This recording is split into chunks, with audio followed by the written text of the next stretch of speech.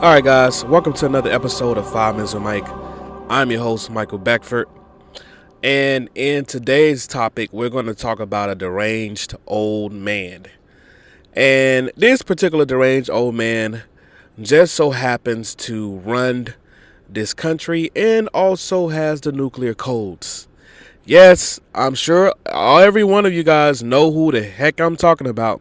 He sits at 1600 Pennsylvania Avenue. And yeah, we'll get back to talking about him in a second. This is 5 Minutes with Mike. Our news, our voice, our issues. Believe that.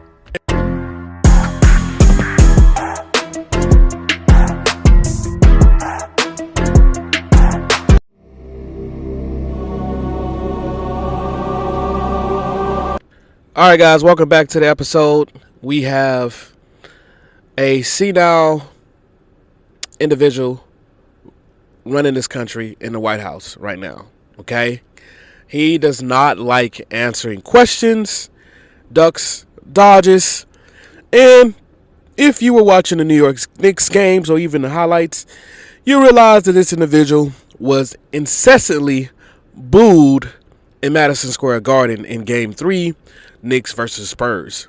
Now, this individual also is going to be forever known as a jinx because the New York Knicks lost the game to the Spurs in Game 3. All right, all because his particular presence caused massive disruptions for New York Knicks fans being able to, well, let's just say, enjoy the damn game. Heightened security like none other. Like airport-style TSA security at this particular game. They built walls around the arena. I mean, streets shut down. Restaurants, bars shut down. Nobody freaking likes this grandpa in New York that unfortunately also tends to run our country. All right? But that's not even the whole topic of today. The topic is this particular orange guy decided that he didn't want to answer questions from Christian Welker from Meet the Press this past Sunday, and he storms off like the stormtrooper he is. Take a look at this interview. Have a good time. Mr. President, let's please. I traveled all the way to Wisconsin. I've sat in the rain with you. I know. I've sat in the rain with you for an hour, on and off in the rain, and I've given you enough time. You ought to straighten out your press because you know what? A country can never be great with a dishonest Listen, press. we traveled all the way to Wisconsin for this interview. All right, guys, as you can see, number 47 does not like being challenged, especially when it comes down to credible questions being asked and answered of him. He does not like it. And now, double that down with the fact that it's a woman asking him these questions. Oh no. He's going to do everything, as you saw in the interview, to insult her character, to insult her position as an anchor. Oh yeah, he called her stupid. He called her corrupt. You know what I'm saying? And at the end of the day, he's just reflecting on himself. He's reflecting on the very things in which he is. Number 47 of the United States cannot take the heat. And as you can see from this particular interview, that was very, very contentious. He runs away like the baby he is.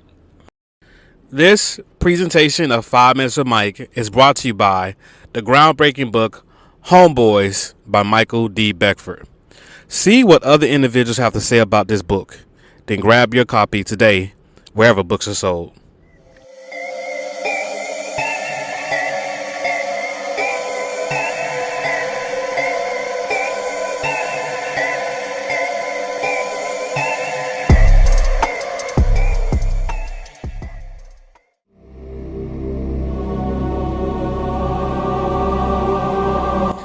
And now, that brings up a latter point to this particular episode when it comes down to when is it time to call for the 25th Amendment of the United States? Okay? It's been rumors about it. It's been, things that they're talking about putting on a chopping block. But when is it time to say, hey, like literally, this individual is unfit to be the leader of dog training? Okay? So when is it time to now say, you know what, man? You're 80 years old, brother. Like, you had a good run in life. Weren't the best type of person. Had some failed businesses over the years.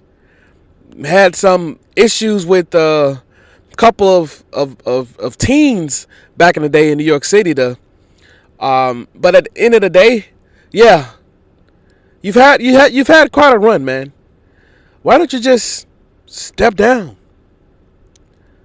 Why all these theatrics? I believe that number 47 of the United States does not even want to be there. I don't think he really wants this job. I think that in his mind, which I have to give him this part, in his mind, in order to escape the U.S. judicial system, for which he did come under a lot of pressure and scrutiny, especially after he left when he was number 45 of the President of the United States.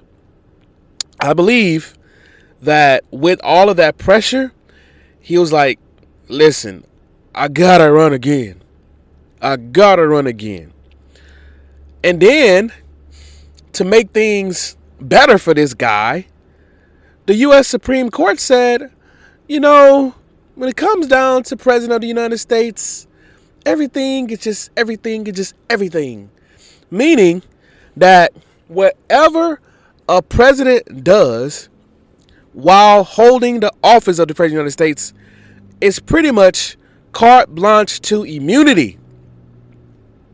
I mean, immunity? So basically, you guys, the U.S. Supreme Court, which I have my thoughts about it, but the U.S. Supreme Court now said that this particular individual basically has the power vested into him of a king.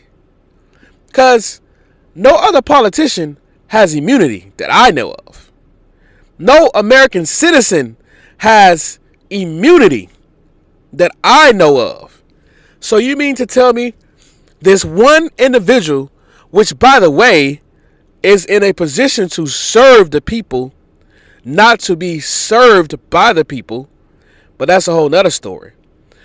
But in this individual in a position to serve the people, now just has full immunity to do whatever, whenever he or she wants to do, particularly number 45 and number 47 of the United States of America? Where they do that at? Well, I guess they do it right here in good old America. And so, because you have a guy like this that has immunity, that has all this power, he's consumed this power in so many ways, messed up our institutions, keep claiming false election denying matters when it comes down to elections from 6 years ago.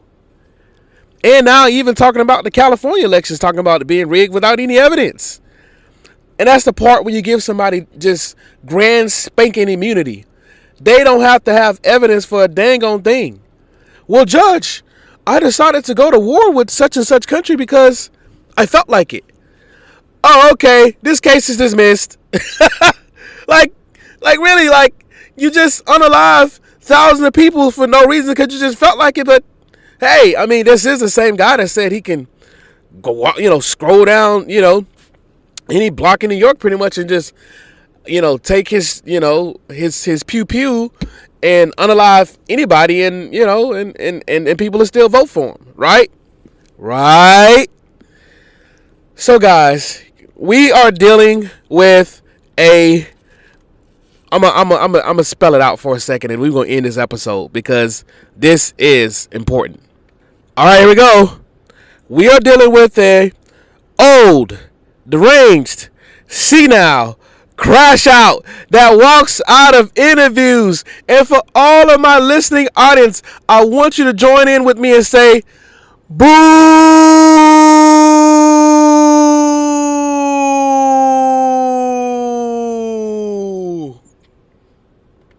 And that's the episode. Please hit that subscribe button, and also hype this video.